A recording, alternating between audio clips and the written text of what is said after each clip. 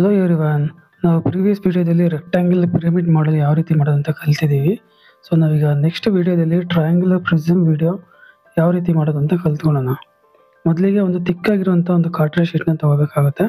ಅದರಲ್ಲಿ ನಾನು ಯಾವ ರೀತಿ ನಿಮಗೆ ಮಾಡೆಲ್ನ ಮಾಡೋದಕ್ಕೆ ಡ್ರಾಯಿಂಗ್ ಮಾಡ್ತಾ ಇದ್ದೀನಲ್ಲ ಅದೇ ರೀತಿ ನೀವು ಮಾಡ್ಕೊಳ್ಬೇಕಾಗತ್ತೆ. ಯಾವುದೇ ಒಂದು ಮಾಡೆಲ್ ಮಾಡಬೇಕಿದ್ರೂ ಡ್ರಾಯಿಂಗ್ ತುಂಬ ಇಂಪಾರ್ಟೆಂಟ್ ಇದೆ. ಸೊ ಹಾಗಾಗಿ ನಾನು ಈ ಟ್ರಯಾಂಗ್ಯುಲರ್ ಪ್ರಿಸಮ್ ಮಾಡೆಲ್ ಮಾಡೋದಕ್ಕೆ ಡೈಮೆನ್ಷನ್ಸ್ ತೊಗೋತಾ ಇರೋದು 8 ಸೆಂಟಿಮೀಟರ್ ಬೈ 3 ಸೆಂಟಿಮೀಟರ್. ನೀವು ಕೂಡ ಸೇಮ್ ಡೈಮೆನ್ಷನ್ಸ್ನ ಯೂಸ್ ಮಾಡ್ಬೋದು, ಇಲ್ಲಾಂದರೆ ನಿಮಗೆ ಬೇಕಿದ್ರೆ ಡಿಫ್ರೆಂಟ್ ಡೈಮೆನ್ಷನ್ನ ಯೂಸ್ ಮಾಡಿ ಫಸ್ಟ್ ಈ ಡ್ರಾಯಿಂಗ್ನ ರೆಡಿ ಮಾಡ್ಕೊಳ್ಳಿ. ಕನ್ಸ್ಟ್ರಕ್ಷನ್ ಲೈನ್ಸ್ ಯೂಸ್ ಮಾಡಿ ನಾವೇನು ಲೈಟಾಗಿ ಡ್ರಾಫ್ಟಿಂಗ್ ಮಾಡ್ಕೊಂಡಿದ್ವಿ, ಒಂದ್ಸಲ ಅದು ಕನ್ಫರ್ಮ್ ಆದಮೇಲೆ ಅದನ್ನು ಸ್ವಲ್ಪ ಡಾರ್ಕಾಗಿ ಡ್ರಾ ಮಾಡ್ಕೋಬೇಕು. ನಾನು ಯಾವ ರೀತಿ ಡ್ರಾಯಿಂಗಲ್ಲಿ ಮಾಡ್ತೀನಲ್ಲ ಅದೇ ರೀತಿ ನೀವು ಡ್ರಾಫ್ಟಿಂಗ್ ರೆಡಿ ಮಾಡ್ಕೊಳ್ಳಿ. ಒಂದು ಬಾಟಮು 2 ಸೈಡ್ಸ್ ಬರುತ್ತೆ ಮತ್ತು ಟ್ರಯಾಂಗ್ಯುಲರ್ ಕೂಡ ಸೈಡಲ್ಲಿ ಇರುತ್ತೆ. ಸೊ ಅದೇ ರೀತಿ ನೀವು ಕೂಡ ಡ್ರಾಫ್ಟಿಂಗ್ನ ಮಾಡ್ಕೊಳ್ಳಿ. ಒಂದ್ಸಲ ನಮ್ಮದು ಡ್ರಾಯಿಂಗು ಕಂಪ್ಲೀಟ್ ಆದಮೇಲೆ ಅಡಿಷ್ನಲ್ಲು 1/2 ಸೆಂಟಿಮೀಟರ್ ಅಂದರೆ 5 mm ನಾವು ಏನು ತೊಗೋತೀವಲ್ಲ ಪೇಸ್ಟ್ ಮಾಡೋದಕ್ಕೆ ಅಂತ, ಸೊ ಅದನ್ನು ನಾನೀಗ ಡ್ರಾಫ್ಟಿಂಗ್ ಮಾಡ್ಕೋತಾ ಇದ್ದೀನಿ. ಸೊ ಕಂಪ್ಲೀಟ್ ಮಾಡಲು ಒಂದು 5 mm ಅಷ್ಟು ಆಫ್ಸೆಟ್ ಮಾಡಬೇಕಾಗತ್ತೆ. ಸೊ ಅಡಿಷ್ನಲ್ ಆಗಿ 5 mm ಕಂಪ್ಲೀಟ್ ಡ್ರಾಯಿಂಗ್ನ ಮಾಡ್ಕೊಳ್ಳಿ. ಒಂದ್ಸಲ ಅದಾದಮೇಲೆ ನೆಕ್ಸ್ಟು ಎಲ್ಲ ಕಾರ್ನರ್ಸಲ್ಲೂ ಕೂಡ 45 ಡಿಗ್ರಿನ ಡ್ರಾಫ್ಟ್ ಮಾಡ್ಕೋಬೇಕಾಗತ್ತೆ. ಕಾರ್ನರು 45 ಡಿಗ್ರಿ ಯಾವ ರೀತಿ ಮಾಡೋದು ಅಂತ ನಾನು ನಿಮ್ಗೆ ತೋರಿಸ್ತಾ ಇದ್ದೀನಿ ಈಗ. ಸೊ ಜಾಯಿಂಟ್ಸಲ್ಲೂ ಕೂಡ ಇದೇ ರೀತಿ 45 ಡಿಗ್ರಿನ ಡ್ರಾ ಮಾಡಬೇಕಾಗತ್ತೆ. ಸೊ ಒಂದ್ಸಲ ಇಷ್ಟು ಕಂಪ್ಲೀಟ್ ಆದಮೇಲೆ ನಾವು ಅದಕ್ಕೆ ಲೇಬಲಿಂಗ್ ಮಾಡ್ಕೊಳ್ಳೋಣ. ಅದು ಸೈಡ್ 1 ಆಗುತ್ತೆ, ಮತ್ತು ಒಂದು ಬಾಟಮು ಮತ್ತು ಸೈಡ್ 2 ಅದು ಕೂಡ ಸೈಡಲ್ಲಿ ಹೈಟ್ಸ್ ಆಗುತ್ತೆ. ಸೊ ಹಾಗಾಗಿ ನಾನು ನಿಮಗೆ ಡ್ರಾಫ್ಟಿಂಗ್ ಮಾಡಿ ತೋರಿಸ್ತಾ ಇದ್ದೀನಿ. ಮತ್ತು ನಾವು ಟೋಟಲು ಡ್ರಾಯಿಂಗ್ ಮಾಡೋದಕ್ಕೆ ತೊಗೊಂಡಿರೋಂಥ ಡೈಮೆನ್ಷನ್ನು 8 ಸೆಂಟಿಮೀಟರ್ ಮತ್ತು ಸೈಡ್ಸಲ್ಲಿ 3 ಸೆಂಟಿಮೀಟರ್ಸ್. ಡ್ರಾಯಿಂಗಲ್ಲಿ ಅದನ್ನು ಕೂಡ ಒಂದ್ಸಲ ಮೆನ್ಷನ್ ಮಾಡ್ಕೊಳ್ಳೋಣ. ಒಂದ್ಸಲ ನಮ್ಮದು ಡ್ರಾಯಿಂಗು ರೆಡಿ ಆದಮೇಲೆ ಅದನ್ನು ಕಟ್ ಮಾಡ್ಕೋಬೇಕಾಗತ್ತೆ. ಔಟ್ಸೈಡಲ್ಲಿ ನಾವೇನು 5 mm ಎಕ್ಸ್ಟ್ರಾ ಮಾಡಿದ್ವಲ್ಲ ಆ ಡೈಮೆನ್ಷನ್ಗೆ ನಾವು ಕಂಪ್ಲೀಟಾಗಿ ಡ್ರಾಯಿಂಗ್ನ ರಿಮೂವ್ ಮಾಡಬೇಕಾಗತ್ತೆ. ಬಾಟಮಲ್ಲಿ ಒಂದು ಗ್ಲಾಸು ಇಲ್ಲಾಂದರೆ ಒಂದು ಟೈಲ್ಸ್ ಪೀಸ್ ಇದ್ದರೆ ಅದರ ಸಹಾಯದಿಂದ ನೀವು ಇದನ್ನು ಕಟ್ ಮಾಡ್ಕೊಳ್ಳಿ.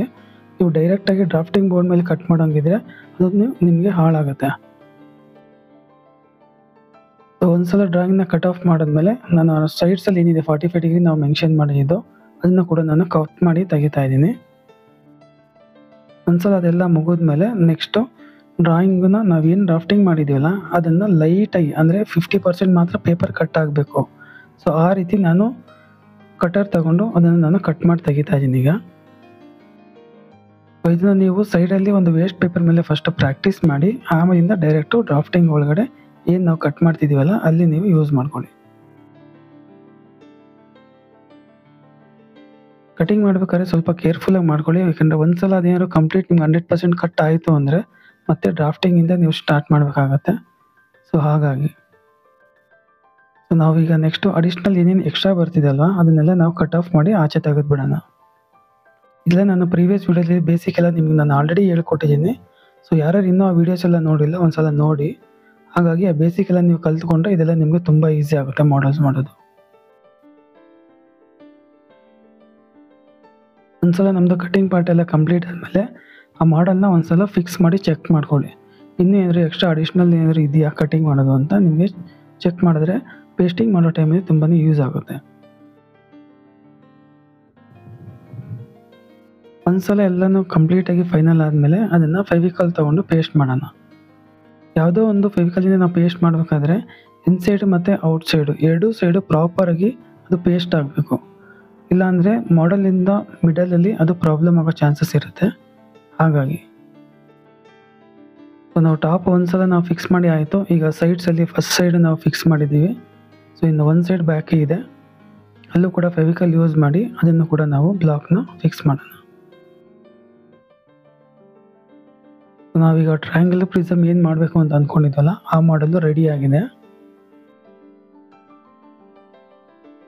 ಸೊ ಈಗ ನೆಕ್ಸ್ಟು ಆ ಟ್ರಯಾಂಗ್ಯುಲರ್ ಪ್ರಿಸಮ್ ಮಾಡಲ್ ನಾವು ಏನು ಮಾಡಿದ್ವಲ್ಲ ಆ ಮಾಡಲು ಐಸೋಮೆಟ್ರಿಕ್ ವ್ಯೂನ ಒಂದ್ಸಲ ನಾವು ಮಾಡೋಣ.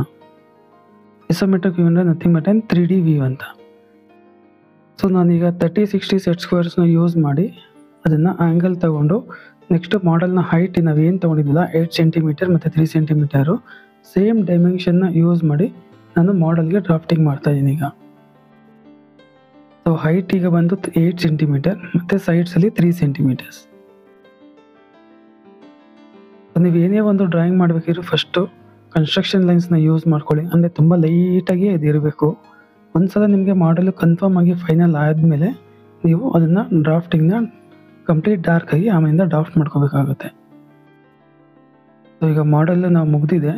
ಸೊ ಈಗ ಡ್ರಾಯಿಂಗ್ನ ಕಂಪ್ಲೀಟಾಗಿ ನಾನು ಡಾರ್ಕಾಗಿ ಅದನ್ನು ಡ್ರಾಫ್ಟಿಂಗ್ ಮಾಡ್ಕೋತಾ ಇದ್ದೀನಿ.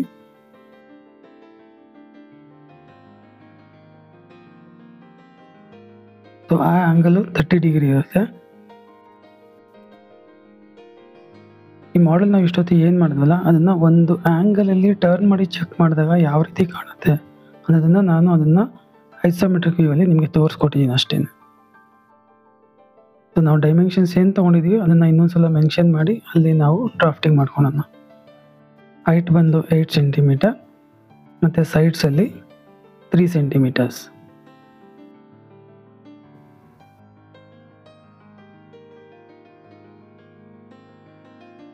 ಸೊ ನಾವೀಗ ಸೈಡ್ಸಲ್ಲಿ ಯಾವ ರೀತಿ ಮಾಡಲಲ್ಲಿ ಬರೆದಿದ್ವಲ್ಲ ಅದೇ ರೀತಿ ಇದಲ್ಲೂ ಕೂಡ ಲೇಬಲಿಂಗ್ ಮಾಡ್ಕೊಳ್ಳೋಣ. ಒಂದು ಬಾಟಮು, ಒಂದು ಸೈಡು ಮತ್ತು ಇನ್ನೊಂದು ಸೈಡ್ ಬಿ. ಒಂದು ಸಲ ನಮ್ಮದು ಐಸೋಮೆಟ್ರಿಕ್ ವ್ಯೂ ಎಲ್ಲ ಕಂಪ್ಲೀಟ್ ಆದಮೇಲೆ ಈಗ ನೆಕ್ಸ್ಟ್ ಪ್ರೆಸೆಂಟೇಷನ್ ಚೆಕ್ ಮಾಡೋಣ. ನಿಮಗೆ ಫೇವ್ರೇಟ್ ಕಲರ್ಸ್ ಯಾವುದಿದೆ ಅದನ್ನು ಸೆಲೆಕ್ಟ್ ಮಾಡ್ಕೊಳ್ಳಿ. ಎಲ್ಲ ಸೈಡ್ಸಲ್ಲೂ ಡಿಫ್ರೆಂಟ್ ಕಲರ್ಸಿಂದ ಅದನ್ನು ಕಲರಿಂಗ್ ಮಾಡಿ. ಒಂದ್ಸಲ ಕಲರಿಂಗ್ ಎಲ್ಲ ಮುಗಿದ್ಮೇಲೆ ಒಂದು ಚಿಕ್ಕದೊಂದು ಸ್ಟಿಕ್ನ ಸಹಾಯದಿಂದ ಹೈಟ್ನ ಚೆಕ್ ಮಾಡಿಕೊಂಡು ಅದನ್ನು ಕಟ್ ಮಾಡ್ಕೊಳ್ಳಿ. ಆ ಸ್ಟಿಕ್ನ ಮಾಡಲ್ನ ಒಂದು ಕಡೆ ಸ್ವಲ್ಪ ಕಟ್ ಮಾಡಿಬಿಟ್ಟು ಅದನ್ನು ಇನ್ಸರ್ಟ್ ಮಾಡಿ. ಸೊ ಈ ಮಾಡಲು ನಾವು ಸ್ಟ್ಯಾಂಡ್ ಮಾಡಬೇಕು ಅಂದರೆ ಒಂದು ಕ್ಲೇನ ಅವಶ್ಯಕತೆ ಇರುತ್ತೆ. ಅದನ್ನು ಫೌಂಡೇಶನ್ ಥರ ರೆಡಿ ಮಾಡಿಕೊಂಡು ನಾವೇನು ಮಾಡಲ್ ಮಾಡಿದ್ವಲ್ಲ ಅದನ್ನು ಅದರೊಳಗಡೆ ಪ್ಲೇಸ್ ಮಾಡಿ. ಸೊ ಈ ಮಾಡಲನ್ನು ನೀವು ಯಾರಿಗೆ ಗಿಫ್ಟ್ ಕೊಡಬೇಕು ಅಂತ ಅಂದ್ಕೊಂಡಿದ್ದೀರೋ ಅವ್ರ ನೇಮ್ನ ಮೆನ್ಷನ್ ಮಾಡ್ಕೊಳ್ಳಿ.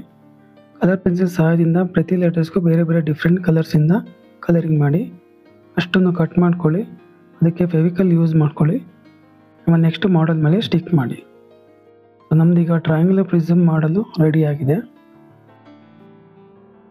ನೀವು ಯಾರು ಗಿಫ್ಟ್ ಕೊಡಬೇಕು ಅಂತ ಅಂದ್ಕೊಂಡಿದ್ದೀರೋ ಅವ್ರಿಗೆ ಗಿಫ್ಟ್ ಮಾಡ್ಬೋದು. ಸೊ ನಾವು ನೆಕ್ಸ್ಟ್ ವೀಡಿಯೋದಲ್ಲಿ ಸಿಲಿಂಡರ್ ಮಾಡಲ್ ಯಾವ ರೀತಿ ಮಾಡೋದು ಅಂತ ತಿಳ್ಕೊಳ್ಳೋಣ. ಅಲ್ಲಿವರೆಗೂ ವಿಡಿಯೋ ಇಷ್ಟ ಆದರೆ ಲೈಕ್ ಮಾಡಿ, ಶೇರ್ ಮಾಡಿ, ಸಬ್ಸ್ಕ್ರೈಬ್ ಮಾಡಿ. Thank you.